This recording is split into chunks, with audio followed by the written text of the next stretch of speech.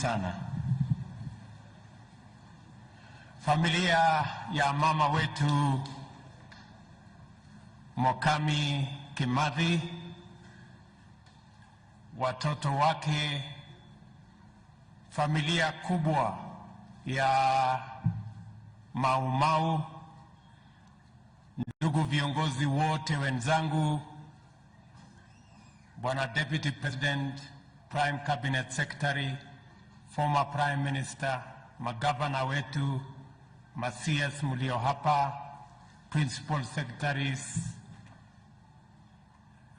Speaker wetu wa hapa Nyandarua, pamoja na MCAs, ndugu wananchi wote, Adoa Jandarua Moriega rege Mwadhani agosho. Bwana Yesu asifiwe. Kwanza mimi nataka nichukue nafasi hii nimshukuru Mungu kwa kutupatia hii nafasi, tuungane na familia ya mama wetu shujaa Mokami Kimathi katika sherehe hii ya mwisho.